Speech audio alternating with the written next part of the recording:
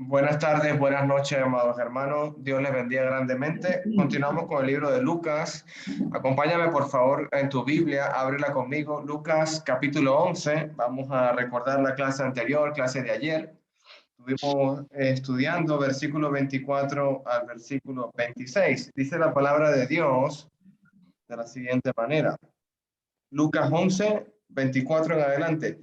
Cuando un espíritu maligno sale de una persona, va al desierto en busca de descanso, pero como no lo encuentra, dice, volveré a la persona de la cual salí, de modo que regresa y encuentra que su antigua casa está barrida y en orden.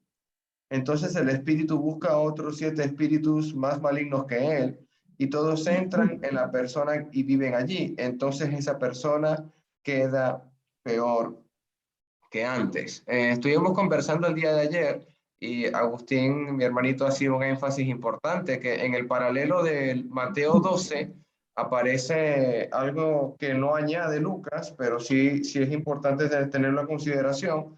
En Mateo 12, verso 43, hay algo que está importante que dice, cuando el espíritu maligno sale de una persona, va al desierto en busca de descanso, pero no lo encuentra, entonces dice, volverá a la persona de cual salí, de manera que cuando regresa a su casa antigua, la consigue vacía. No tan solo que estaba barrida y acomodada, sino que está totalmente vacía. Hay que reflexionar un poco en esto porque puede, hermanitos, en el contexto que le dábamos el día de ayer, que el dejar que Dios se aparte de nosotros, porque nosotros, siempre Dios va a estar ahí para nosotros somos los que nos alejamos de Dios. Entonces, si tú permites no estar en tu vida con Dios, o realmente eres un cristiano, pero no estás como la ola del mar, o estás ni eres ni frío ni caliente, como decía el libro de Apocalipsis, sino que estás tibio, hay que tener mucho temor acerca de esto que está ocurriendo.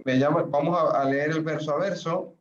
Verso 24, cuando un espíritu maligno sale de una persona y va en busca de descanso y no lo encuentra. Hermanito, el enemigo está a la puerta. Todos nosotros sabemos por el libro de Santiago y sabemos por la carta de Pablo y sabemos por referencias que si estamos con Cristo somos más que vencedores. Si estamos por la sangre de nuestro Señor Jesús, el maligno no nos puede tocar. Tenemos promesas de la palabra, pero el enemigo, hermanito, está a la puerta, está muy atento a lo que estamos haciendo y realmente hay que tener temor de no dejar de alimentarnos, de no dejar de estar en comunión, de no dejar las cosas del Señor por las cosas de este mundo. Realmente sería ser sal y luz continuamente. Y dice el verso en adelante, de modo que regrese y encuentre esa casa barrida, como dice Mateo, vacía. Me hizo acordar cuando decía Agustín esto, y la palabra de Dios primeramente, que quizás tenemos que preguntarnos cómo está nuestra casa. Quizá en el libro de Ageo hay un paralelo. Vemos una pequeña ilustración allí, cómo Dios reprende al pueblo diciéndole que las casas de ellos están artesonadas y muy bien adornadas y la casa de Dios en ruina.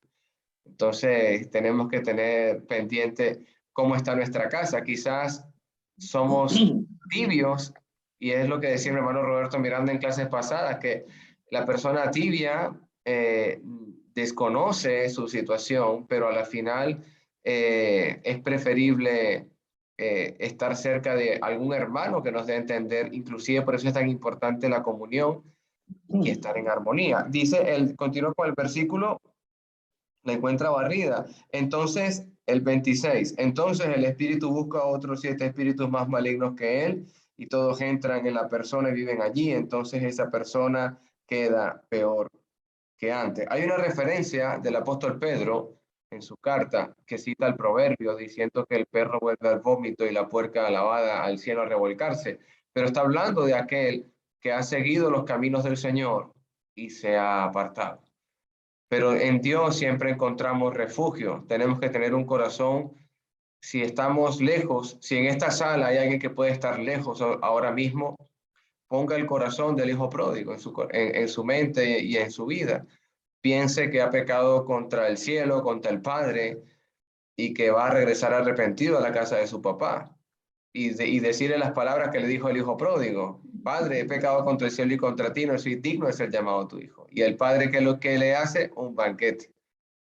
Tengamos siempre el corazón de arrepentimiento, un corazón de querer arrepentirnos. Me hizo acordar también, con esto termino, finalizo, la vez que Pedro negó al maestro, esa misma noche que hacía frío, como dice la escritura, una noche fría, se acercó a calentarse con los otros que estaban allí y reconocieron que era el discípulo, pero aunque lo está negando, está cerca de Dios, aunque lo está negando y el gallo canta, va a llorar amargamente y se arrepiente. Ese es el corazón que necesitamos todos, un corazón de arrepentimiento, un corazón como el hijo pródigo, un corazón como el de Pedro, un corazón como hombres que fallan, pero buscan nuevamente a Dios. Dios les bendiga, hermanitos. Continuamos, amado hermano Agustín. Gracias, hermano. Dios los bendiga. Bienvenidos todos. Si tienen alguna pregunta, algún comentario sobre lo que habló Alejandro, sobre el estudio de ayer, lo pueden hacer ahora.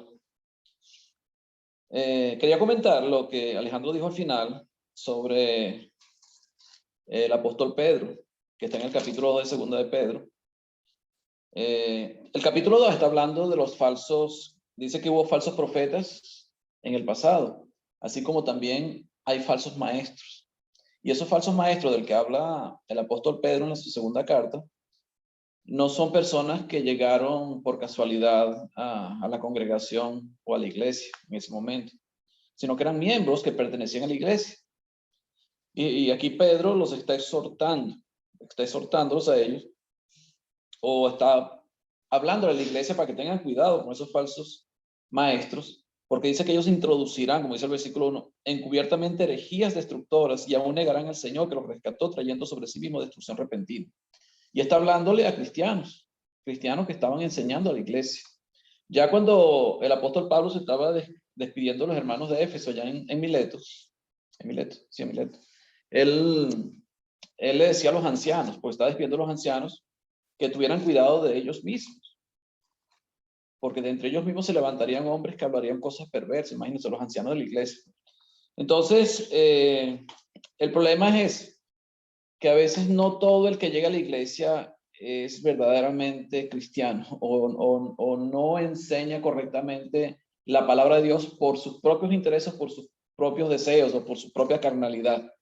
Entonces el apóstol Pedro termina exhortando a estos falsos maestros en el versículo 20 del capítulo 2 de Segunda de Pedro, diciendo: ciertamente, si habiéndose ellos escapado de las contaminaciones del mundo por el conocimiento del Señor y Salvador Jesucristo, enredándose otra vez en ellas, son vencidos, su posterior estado viene a ser peor que el primero. Es como lo que estábamos viendo ahí en el espíritu inmundo, ¿verdad? Que vuelve a esa casa que fue limpiada, está vacía. Porque mejor les hubiera sido no haber conocido el camino de la justicia, que después de haberlo conocido, volverse atrás del santo mandamiento que les fue dado. Pero les ha acontecido el verdadero proverbio: el perro vuelve a su vómito y la puerca lavada a revolcarse en el cielo. Entonces tiene que ver mucho con apartarse de los caminos de Dios, apartarse de la verdad, por sus propios intereses, por sus propios deseos, por su propia carnalidad o por intereses ocultos. La gente, muchos terminan apartando. Eso es lo que decía la hermana Alex ayer, y dice que su postrer estado viene a ser peor, y es verdad. La puerca lavada a revolcarse en el cieno, y el perro vuelve su vómito. Se vuelven a ensuciar después que fueron lavados, que fueron limpiados con la sangre de Cristo. Ok, si no hay comentarios sobre esto que vimos ayer, podemos pasar entonces al versículo 27 y al versículo 28 para continuar con el estudio el día de hoy.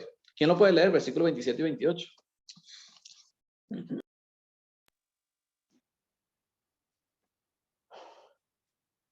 ¿Me escuchan? Sí, lo leo. Ok. La palabra dice: mientras él decía estas cosas, una mujer de entre la multitud levantó la voz y le dijo: bienaventurado el vientre que te trajo y los senos que te mamaste. Y él dijo: antes bienaventurados los que oyen la palabra de Dios y la guardan. Amén. Amén. Ok, entonces aquí se está cambiando el tema. Aquí aparentemente está cambiando el tema y vemos que es en el mismo momento en el que Jesús está hablando a los fariseos y le está hablando sobre el espíritu inmundo y le está enseñando sobre esta cuestión de la casa que ha sido barrida y adornada. Dice, mientras él decía estas cosas, o sea, Jesús estaba hablando sobre estas cosas, una mujer de entre la multitud levantó la voz y le dijo, o sea, una mujer levantó su voz. ¿Por qué? ¿Por qué esta mujer levanta su voz? Porque ella quería agradar a Jesús. ¿Por qué? Porque creía en él. Realmente, a pesar de que los fariseos estaban tratando de atacar a Jesús, diciendo que los demonios, él hacía los exorcismos, sacaba demonios en el nombre de Belcebú, por el poder de Belcebú, se ve que muchos de los que estaban en la multitud estaban creyendo en él, y entre ellos esta mujer, porque lo quería exaltar, ¿verdad? Hablando de su madre, porque lo más preciado que una persona tiene en el mundo, por lo menos yo considero, es la madre o los padres, ¿verdad? Tanto el papá como la mamá, pero sobre todo la mamá, mucho más apreciada muchas veces hasta que el mismo padre.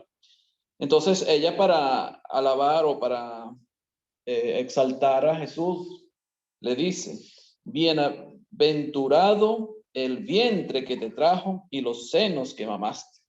O sea, bienaventurado tu madre, es lo que le está diciendo. Bienaventurada tu madre.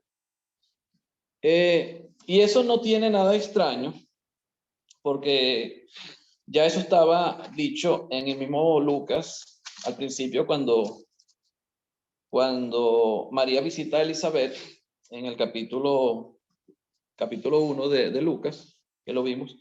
Vemos que cuando ella visita a Elizabeth, dice que la criatura de Elizabeth saltó en su vientre cuando escuchó la salutación de María, en el momento que llega, y hace un cántico, ¿verdad?, de adoración y de alabanza a Dios, en el versículo 47 en adelante, o el versículo 46 en adelante.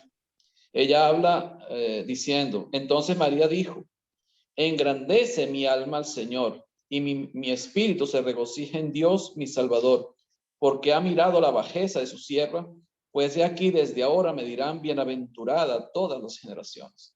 Fíjese que ella misma está diciendo que de ahora en adelante todas las generaciones le dirían bienaventurada. Y es más o menos lo que está diciendo esta mujer a Jesús en este momento. Bienaventurado el vientre que te trajo y los senos que mamaste. Estoy hablando de María, de la madre de Jesús.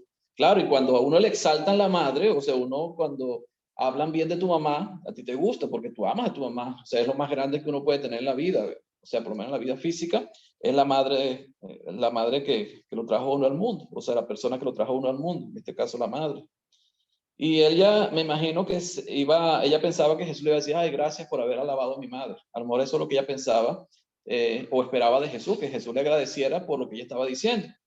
Pero al contrario de eso, Jesús no le dice, no le agradece, sino que le dice, y él dijo, antes, bienaventurados los que oyen la palabra de Dios y la guardan.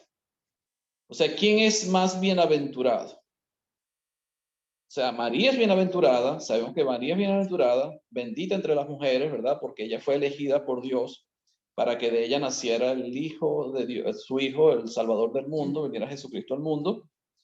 Pero para Jesús, los que son benditos, los que son bienaventurados, los que son felices, los que realmente tienen la felicidad verdadera, son los que oyen la palabra de Dios y no solamente la oyen, sino que la ponen en práctica. Entonces Jesús no está esperando alabanzas, o sea, alabanzas en cuanto a reconocimientos, hacia ni a su madre ni hacia él mismo, aunque tenían que creer en él. Él quiere o desea de nosotros ¿qué cosa? Que escuchemos la palabra de Dios, primeramente. Pero no solamente la escuchemos, sino que la guardemos. Y guardar la palabra de Dios significa obedecer, significa ponerla en práctica, significa hacer lo que Dios espera que tú hagas. Eso es lo que Dios espera de nosotros. No simplemente que digamos, qué grande es Jesús, gloria a Dios, te amo Cristo, eres lo más maravilloso del mundo. Y no es que sea mentira, es verdad, pero no puede quedarse en eso solamente. O sea, no solamente tiene que quedarse en alabanzas a Cristo.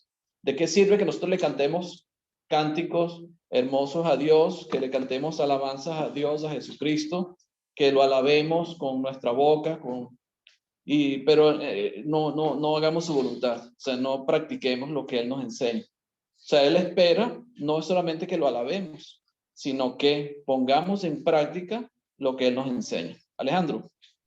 Sí, Agustín, esta mujer que está haciendo esa declaración a Jesús, de, bueno, que es un hombre bienaventurado, y su mamá también, y todo eso, me hace acordar mucho a Nicodemo, porque Nicodemo vino con esa actitud y Jesucristo le respondió, es necesario nacer de nuevo.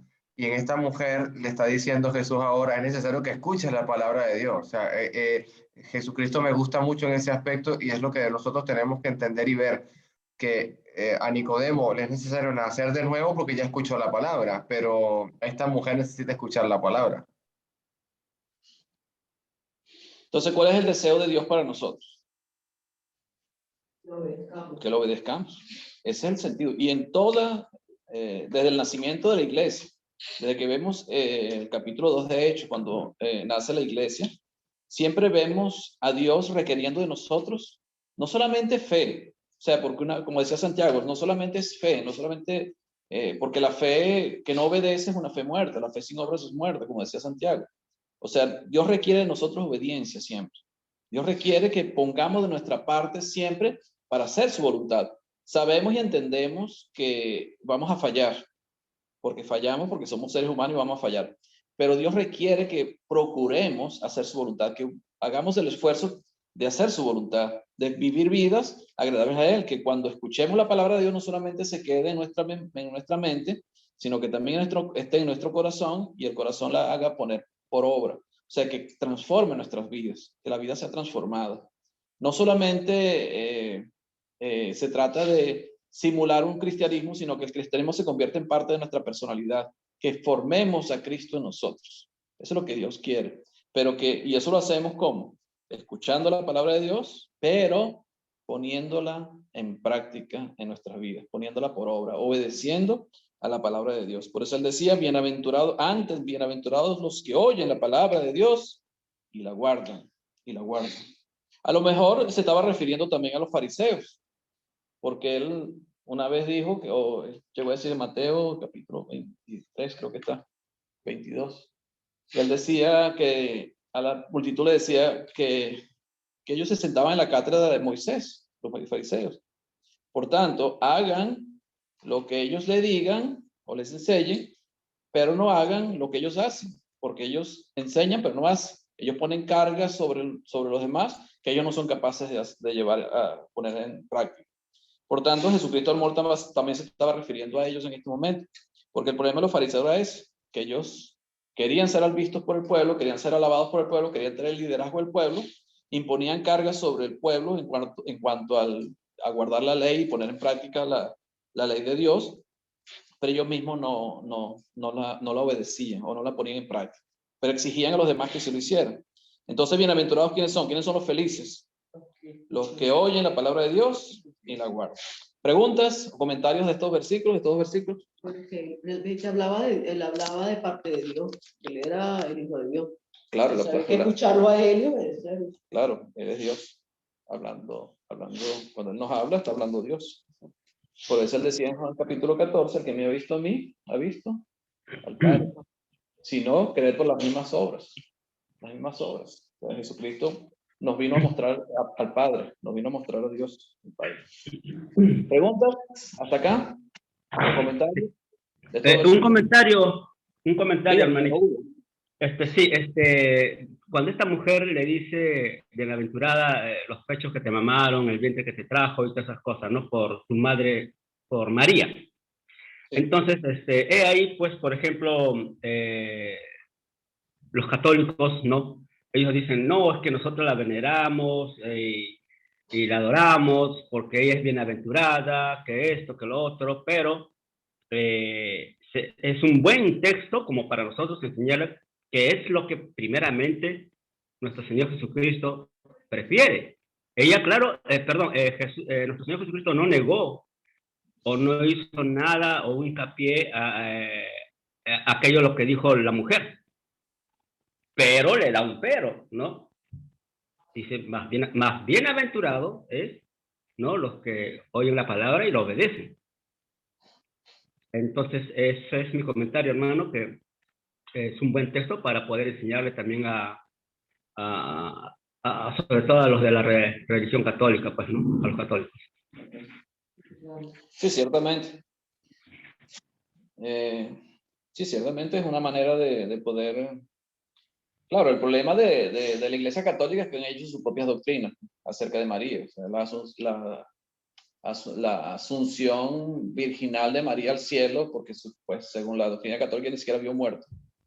Es una doctrina que nació en el siglo pasado, 1900 y tal. O sea, eso tiene bueno, relativamente poco tiempo, esa doctrina. Pero es una enseñanza de ellos que la Biblia no menciona. Pues. O sea, es simplemente doctrina católica, pero la Biblia no menciona nada de eso. Es lo que decía yo antes. O sea, María es digna ¿de qué? De admirar, de imitar, de imitar, ¿verdad? Como Pablo que decía, sed imitadores de mí, así como yo soy de Cristo. O sea, imítenme a mí. Otros también podemos imitar la fe de María, igual, su obediencia a su hijo, a pesar de que era su hijo terrenal, pero ella obedecía, ¿verdad? Y por algo la eligió Dios para que de ella naciera Jesús. No era cualquier mujer, una mujer especial, pues bendita entre las demás y bienaventurada. Dice, de ahora toda la generación de aquí en adelante me llamarán bienaventurada.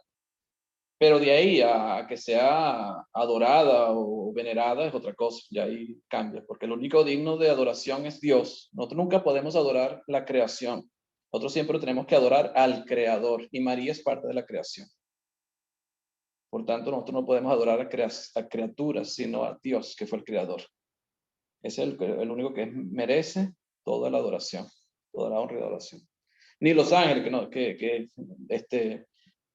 deseaban que lo adoraran, como ese Apocalipsis. Levántate, yo también soy un siervo tuyo, como le dijo a Juan, ¿verdad? Ya en Apocalipsis. Adora a Dios. Creo que está en el capítulo 22, me parece.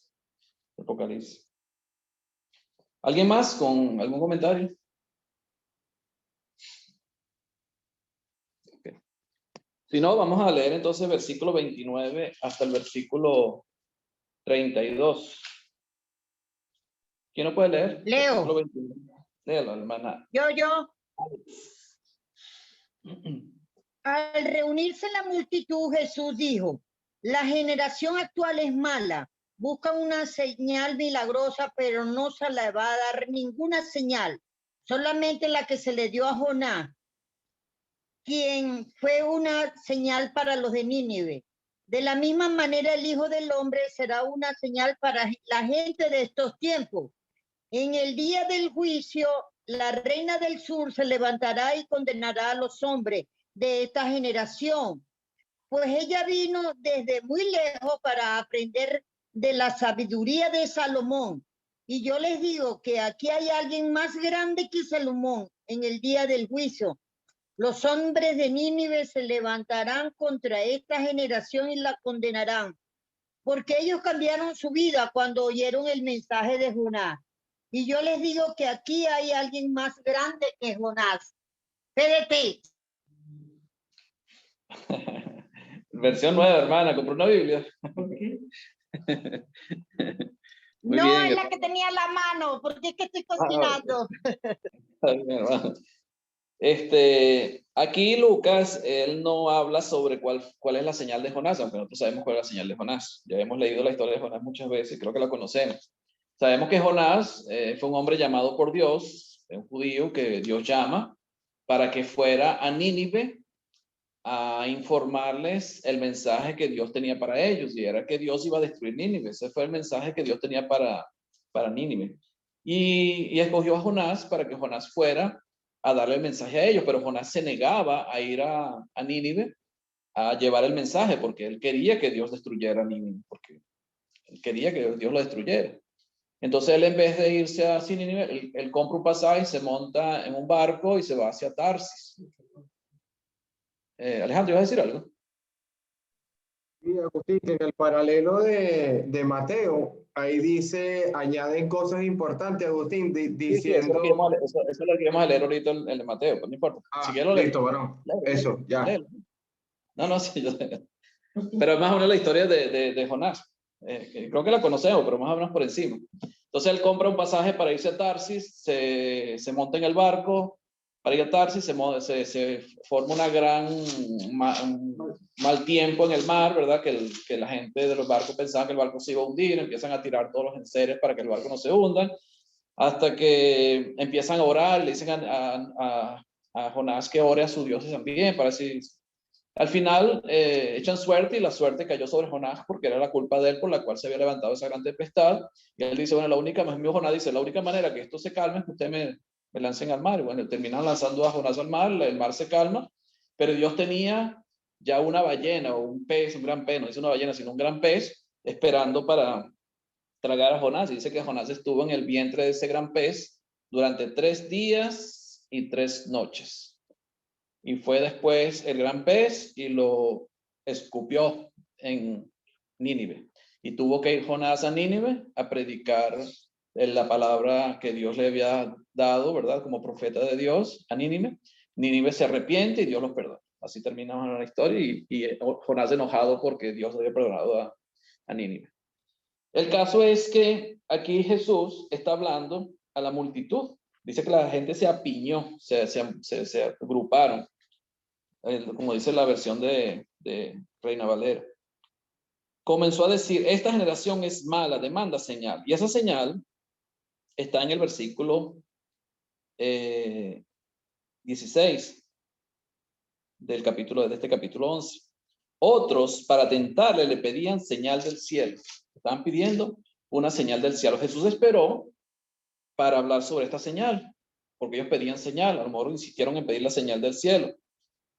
Esta generación es mala, demanda señal. ¿Por qué es mala? Porque demanda señal.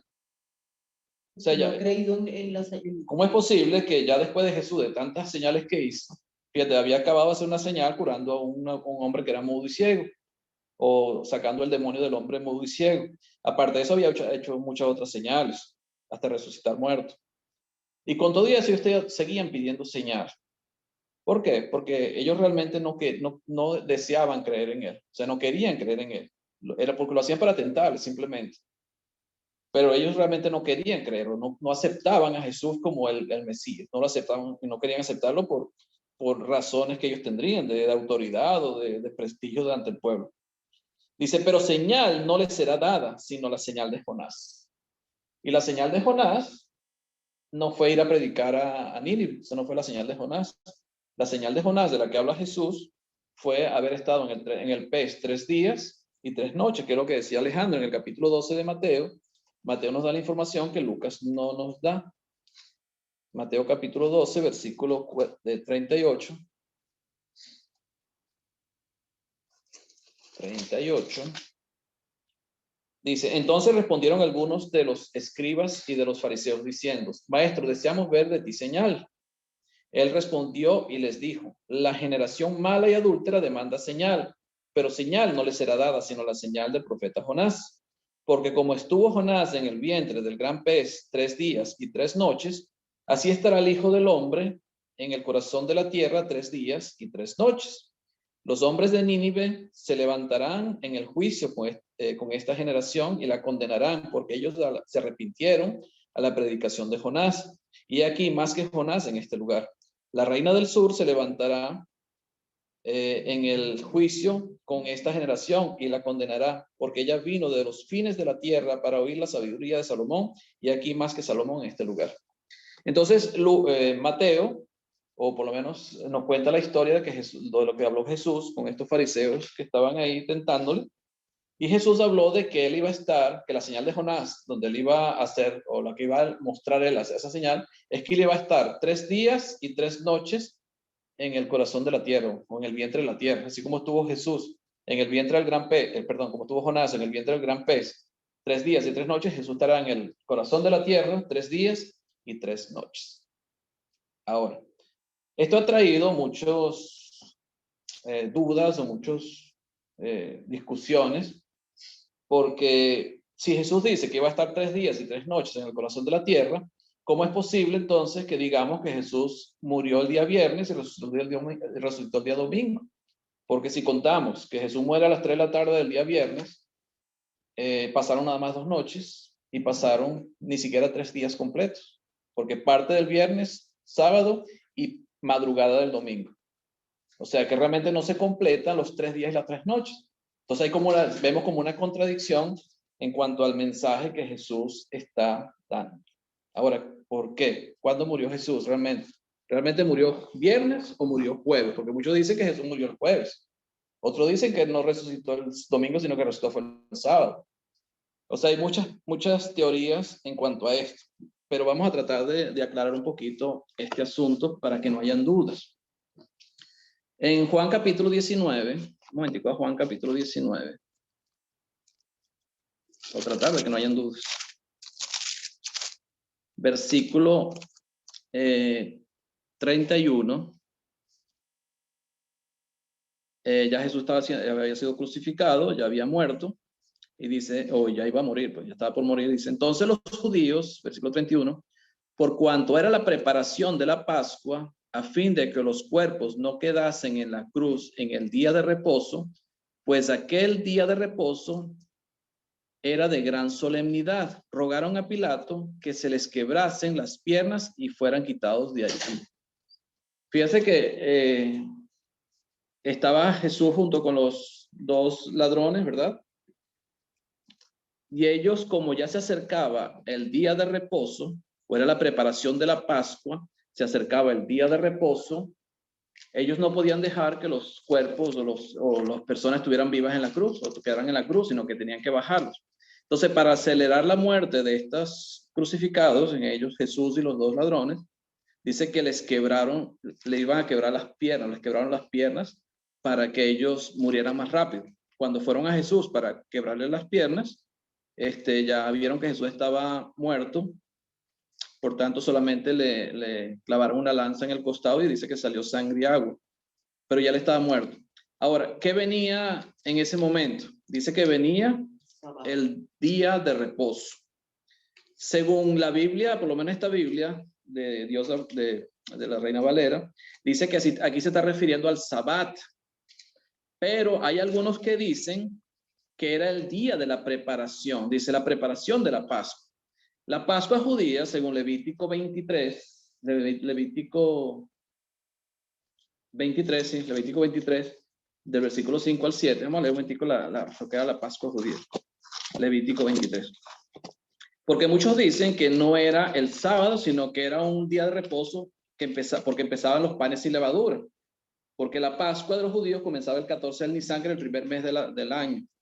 El 15 empezaba la fiesta de los panes sin levadura. Y cuando empezaba la fiesta de los panes sin levadura, era una santa convocación, era un día de reposo donde no se podía hacer ningún trabajo de siervo.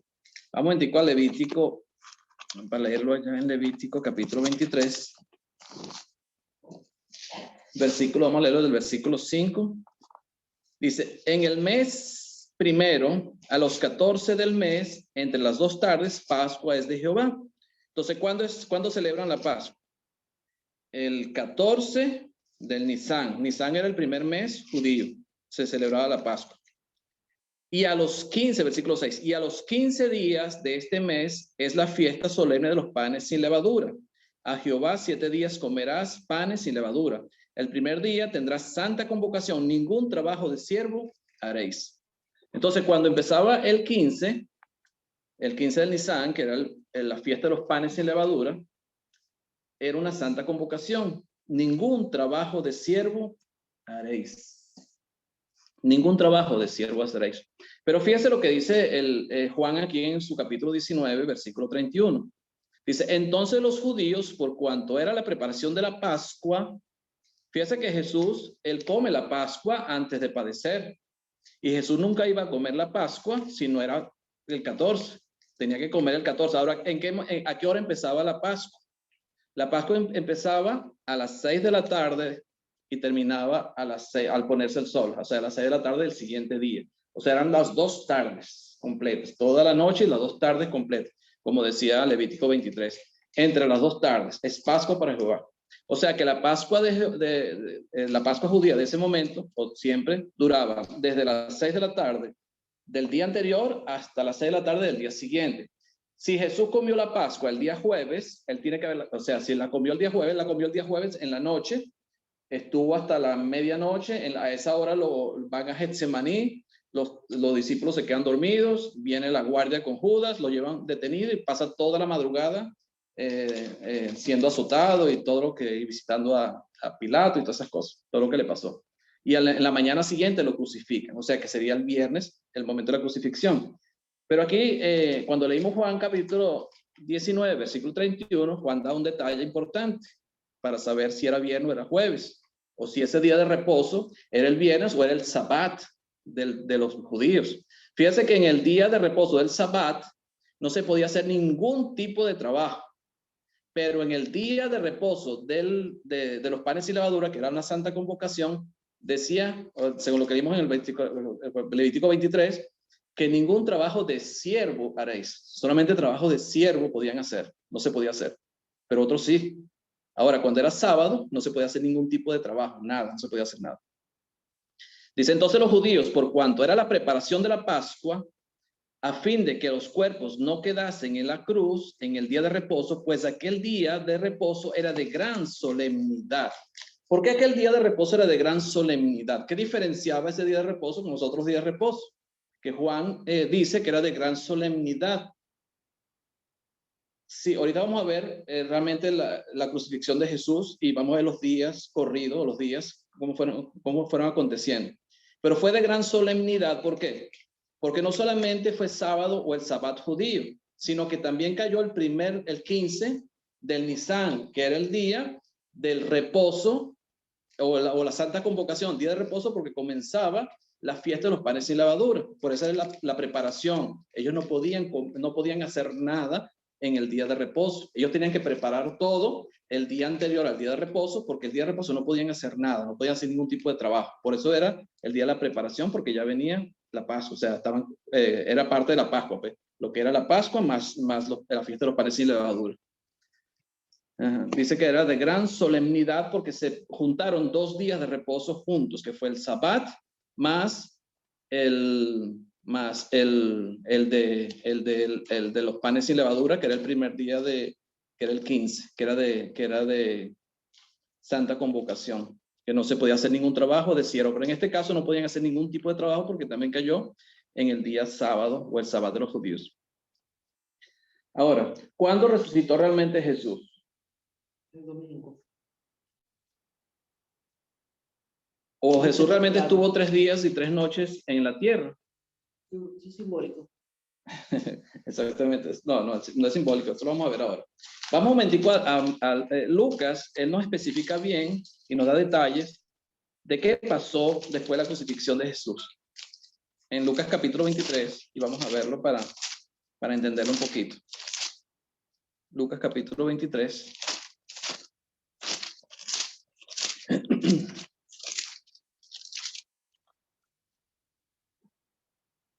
23, versículo 53 en adelante.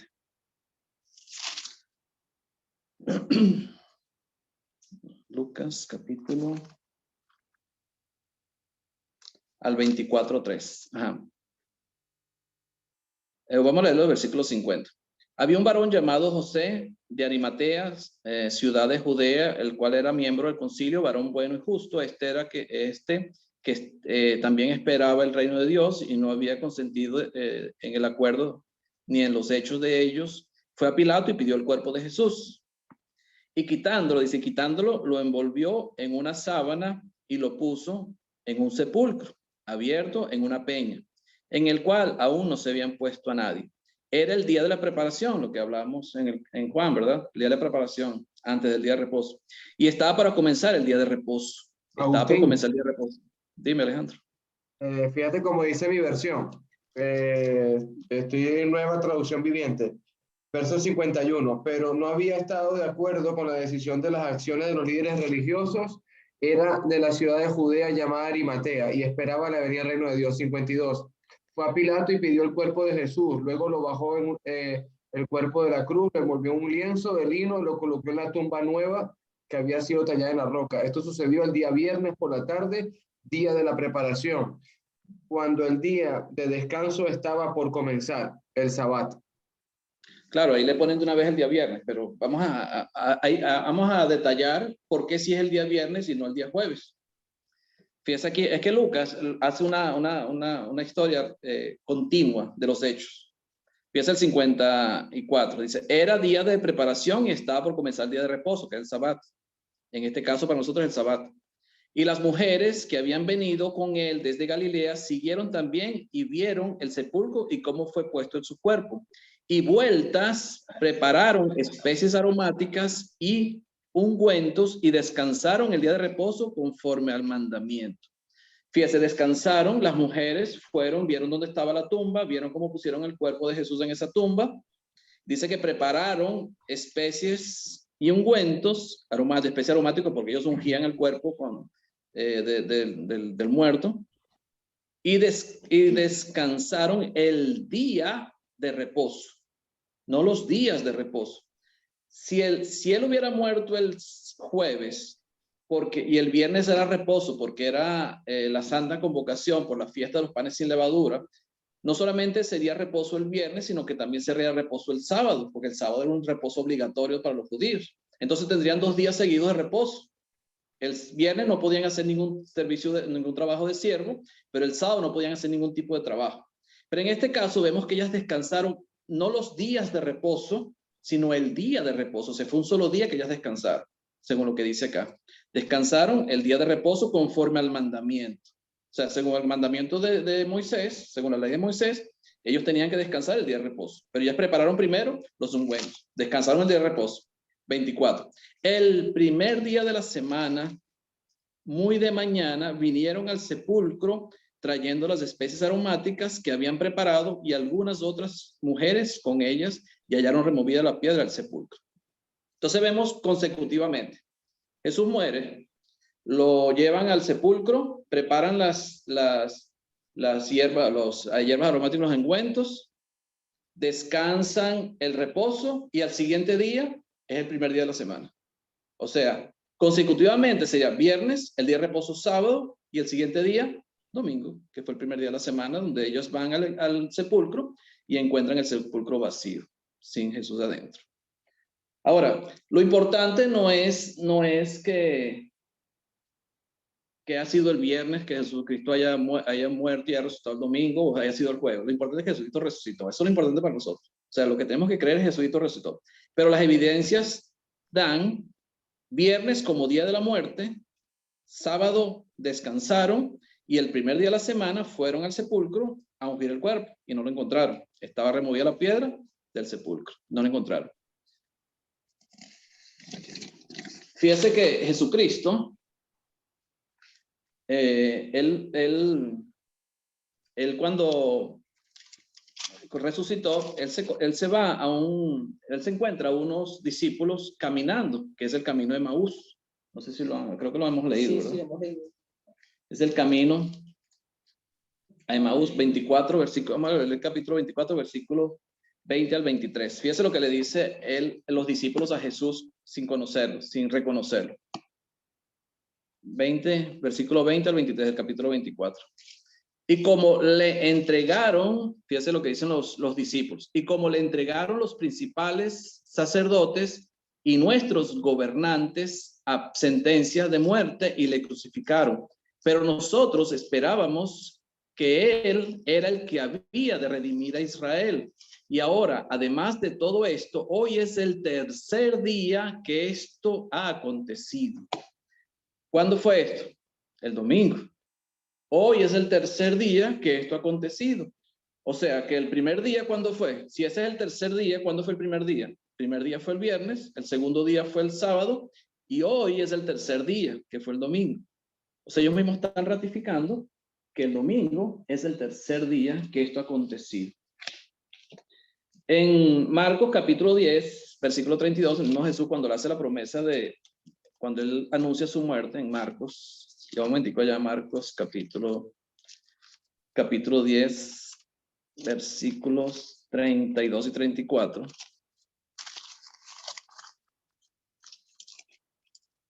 Dice, iban por el camino subiendo a Jerusalén y Jesús iba adelante y ellos se asombraron y le seguían con miedo. Entonces volviendo a tomar a los 12 aparte, les comenzó a decir las cosas que le habían de acontecer.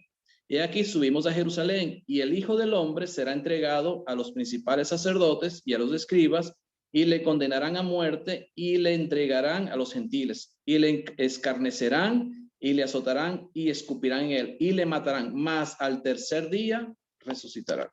O sea, Jesús mismo está anunciando que él resucitaría al tercer día. Ahora, ¿por qué Jesús, si él no pasó 3 noches completas ni 3 días completos en el corazón de la tierra, como él mismo dijo? ¿Por qué Jesús dijo eso? ¿Y por qué no se cumplió lo que Jesús dijo? ¿O por qué no se hizo de esa manera? Aparentemente para los judíos, no necesariamente, cuando se habla de 3 días y 3 noches, se cumplen 3 días y 3 noches de 24 horas cada una, no son 72 horas. Fíjense que hay una historia en Esther capítulo 4, la reina Esther, cuando, ¿se acuerdan que Esther se casó con un rey que se llamaba? ¿Quién se acuerda? No, es que el rey, Después de Nehemías encontramos a Esther con Asuero. Asuero. Asuero, exactamente. Está Esther en el capítulo 4, en el versículo. ¿Se acuerdan que Esther, ella fue elegida para ser la esposa de Asuero, la reina, después que su esposa, Basti, él la rechazó, ¿verdad? Por lo que hizo. El caso es que él elija a Esther como esposa, pero las reinas, ellas no podían presentarse ante el rey a menos que fueran llamadas, porque bajo pena de que podrían hasta morir. O sea, ellas no podían hacer lo que ellas quisieran. Ellas, para presentarse ante el rey, ellas tenían que ser llamadas. Pero estaba pasando una situación con el pueblo de Israel y Asuero. O sea, Mardoqueo, ¿verdad? Le dice a la reina que hable con el rey porque habían firmado una sentencia contra el pueblo de Israel para matarlo, o sea, para que murieran los israelitas. Entonces, la única manera de salvar al pueblo era que Esther hablara con el rey y lo convenciera de que no fuera así. Fíjense Esther 4:16, capítulo 4, versículo 16. Dice, ve y reúne, Esther, ve y reúne a todos los judíos que se hallan en Susa y ayunad por mí y no comáis ni bebáis en 3 días, noche y día. Yo también con mis doncellas ayunaré igualmente y entonces entraré a ver al rey, aunque no sea conforme a la ley, y si perezco, que perezca. Así dijo Esther, ¿verdad? Entonces, ¿qué le pide ella a Mardoqueo y al pueblo de Israel? Que ayunen durante 3 días, sus noches y sus días, o sea, 3 días y 3 noches. Es lo que mandó. Ella mandó o le pidió a Mardoqueo, que era su tío, que ayunara. Pero ¿qué fue lo que hicieron? ¿Qué hizo Esther? Esther capítulo 5, versículo 1.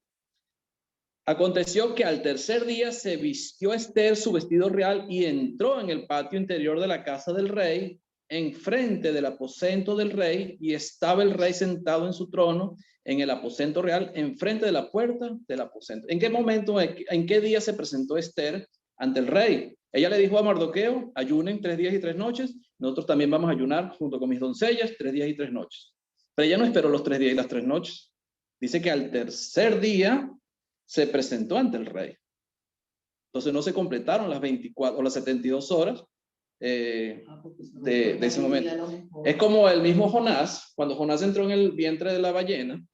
Yo no sé si él estuvo 72 horas dentro del vientre o el gran pez. Yo le digo ballena porque el ballena es un gran pez.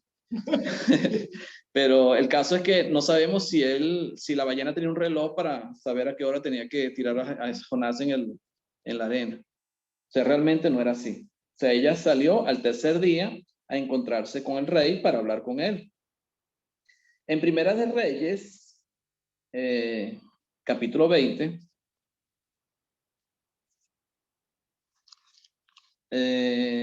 Primera de Reyes, capítulo 20, versículo 29. Vamos un momentico, Primera de Reyes, capítulo 20. Tenemos otro ejemplo del rey Acab, cuando pelea con los sirios. Capítulo 20, versículo 29. Dice así. 7 días estuvieron acampados los unos frente a los otros, y al 7º día se dio la batalla. Perdón. 20:29. ¿Dónde está? Ok. Dice, 7 días estuvieron acampados los unos frente a los otros, y al 7º día se dio la batalla. Fíjate cuánto tiempo estuvieron acampados los unos frente a los otros, tanto los sirios como los israelitas. 7 días, pero al 7º día se dio la batalla. O sea, no se esperó que se cumplieran las 24 horas del último día para hacer la batalla, sino que en el 7º día se dio la batalla. Lo mismo sucedió con Noé. Con Noé también sucedió algo parecido. Cuando empezó a llover, Génesis capítulo 7. Génesis capítulo 7. Versículos 4. El versículo 4 dice, porque pasados aún 7 días, yo haré llover sobre la tierra 40 días y 40 noches, y raeré de sobre la faz de la tierra todo ser viviente que hice. Entonces, Dios le dice a Noé, que pasados los 7 días, o sea, si van a cumplir 7 días completos, entonces tendría que empezar a llover cuando empezara el 8º día, para que se cumplieran los 7 días, ¿verdad? Pero ¿qué sucedió? El versículo 10. Y sucedió que al 7º día, las aguas del diluvio vinieron sobre la tierra. ¿Cuándo vinieron? No cuando se acabó el 7º día, sino en el 7º día vinieron las aguas del diluvio y se cubrió toda la tierra. Entonces, no necesariamente cuando se habla de 3 días y 3 noches, o los israelitas, cuando hablaban de 3 días y 3 noches, estaban hablando de 24 horas de cada día. O sea, no estaba hablando de 72 horas, sino que estaban hablando de un lapso de tiempo donde incluían 3 días. En este caso, Jesús muere el día viernes, primer día, reposan el sábado, segundo día, y resucita el tercer día, que fue el día domingo, en la mañana o de madrugada, que fue a la hora que fueron las mujeres a ungir el cuerpo. ¿Tienen alguna pregunta sobre esto? ¿Algún comentario? ¿Alguna duda? Porque esto ha traído, o sea, hay muchas personas que he escuchado, hasta dentro de mi iglesia de Cristo, que dicen que Jesús murió fue el jueves, para que se cumplieran los 3 días y las 3 noches. Si no fuera así, no se hubieran cumplido las 3 días y las 3 noches, pero no necesariamente es así, porque como nos narra Lucas en el capítulo 23, son consecutivos, son días consecutivos la historia. O sea, la mujer, Jesucristo lo sepultan, las mujeres preparan los ungüentos, pasan el día de reposo y al otro día van a la tumba a ungirlo y resulta que la tumba estaba vacía. O sea, son 3 días consecutivos, viernes, sábado y domingo. Por tanto, Jesucristo murió fue un día viernes. El sábado era un día muy especial, era de gran solemnidad, porque se estaba celebrando, como dije, no solamente el Sabbat de los judíos, sino que también era el primer día de los panes sin levadura, que era el día 15 de Nisan, donde se celebraba también un día de reposo. Entonces era de gran solemnidad para los judíos. Creo que con esto, no sé si tienen dudas o preguntas, yo creo que con esto más o menos se aclara este asunto de la muerte de Jesús y en qué día fue. Porque he escuchado, como dije, he escuchado de la misma iglesia de Cristo, donde muchos defienden que fue el jueves que murió Jesús. Sí, ajá, es verdad. Yo tengo aquí una versión, hermano, que dice, esto sucedió en el versículo 54, ¿no? De 23-54. Esto sucedió el día viernes, por la tarde, día en que se preparaban para el sábado. Exacto. Esa no dice jueves. Sí, lo que pasa es que, claro, lo tradujeron. Es más directo. De una vez lo llevan al español, pues, al día. Pues. Pero la Biblia realmente, la original no dice viernes, dice el 7º día, o el día de reposo, el día de la preparación. Claro, ya uno asume una vez que es el viernes. Sí.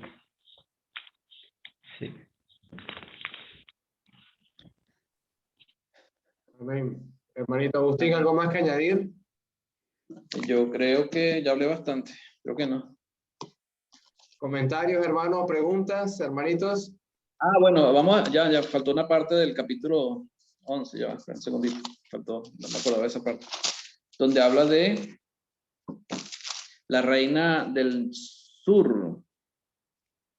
Dice el versículo 31, la reina del sur se levantará en el juicio con los hombres de esta generación y los condenarán. Esa reina del sur, ¿se acuerdan quién es? Sí, La reina de Saba, De Salomón. que fue a visitar a Salomón porque ella escuchó acerca de la sabiduría de Salomón y fue a verificar si realmente lo que le habían dicho era verdad. Y ella viajó. Saba queda por allá por Egipto, o sea, quedaba lejos. Y ella fue hasta Jerusalén a visitar a Salomón para verificar la sabiduría. Y cuando ella visita a Salomón, no solamente verifica que él era realmente sabio, sino que era mucho más de lo que le habían dicho. Y dice, ahora he visto que es mucho más de lo que me habían comentado de la sabiduría de Salomón. Salomón era el rey más sabio que ha tenido la historia de Israel. Entonces Jesús le dice, la reina del sur se levantará en el juicio con los hombres de esta generación. ¿Cuáles eran los hombres de esta generación? Y los condenará, porque ella vino de los fines de la tierra para oír la sabiduría de Salomón. O sea, ella creyó lo que le habían comentado y vino a verificar. Ella quería saber. Pero ¿qué pasaba con los hombres de esta generación, los judíos? Tenían a Jesús de frente, que era el Mesías, y no le creyeron. Dice, he aquí más que Salomón en este lugar. O sea, yo soy más que Salomón, decía Jesús. Ella fue a visitar a Salomón y yo soy más que Salomón y ustedes no me creen, no me entienden. Y después pone al caso de Jonás. Los hombres de Nínive se levantarán en el juicio con esta generación y la condenarán porque a la predicación de Jonás se arrepintieron. ¿Qué hizo Nínive? A la predicación de Jonás le creyeron a Jonás. Dios no les habló al pueblo de Nínive, le habló a Jonás y Jonás le habló a ellos y ellos le creyeron a Jonás y por eso se arrepintieron y por eso Dios los perdonó. Y he aquí más que Jonás en este lugar. Yo soy más que Jonás, dice Jesús, y ustedes a mí no me creen. Por eso dice que la reina del sur los condenará y los de Nínive también los condenarán, porque ellos sí creyeron y sí buscaron la verdad, buscaron escuchar a Dios, o buscaron hacer la voluntad de Dios. Y es el caso de los judíos que no querían hacerlo. A pesar de que Jesús estaba por encima de Salomón, estaba por encima de Jonás, ellos no le creían, no querían creerle. Por lo menos en el caso de los líderes religiosos de la época, de los fariseos. Alex, ¿puede hablar? Bueno, hermano Agustín, muchas gracias por la clase, porque la tenía muy pendiente, porque mi hijo estaba preguntándome eso. Me dijo, mamá, explícame eso de los 3 días, porque si son 3 días, no, eso no pudo haber muerto el viernes. Y entonces yo no supe cómo explicárselo y le dije, ya va, yo voy a estudiar, pero y te explico. Me dijo, bueno, tenemos eso pendiente. Ah, ok, chévere. Pero no me había preguntado más, pues entonces es una conversación que puedo tener con él en la noche. Y también para estoy muy contenta con tu ayuda idónea, porque ella resolvió rápido. Ella dijo, eso es simbólico. Sí, que es simbólico los 3 días y las 3 noches. No fue tan simbólico, Jesús sí estuvo enterrado durante un tiempo, pues. Solamente que lo enterraron después de las 3 de la tarde, porque él muere a las 3 de la tarde del día viernes. El día de reposo comenzaba a las 6 de la tarde. Entonces tenían que enterrarlo en el lapso entre las 3 y antes de las 6. Lo habían enterrado como a las 4, ponle 4 y media de la tarde. Y desde las 4 y media estuvo enterrado en el sepulcro hasta la madrugada del domingo, que fue cuando resucitó. Amén, hermanos. ¿Algo más, Agustín? No, creo que ya está bien. Creo que acabamos con esta parte. La próxima semana vamos a hablar sobre la lámpara del cuerpo y cómo Jesús acusa a fariseos e intérpretes de la ley.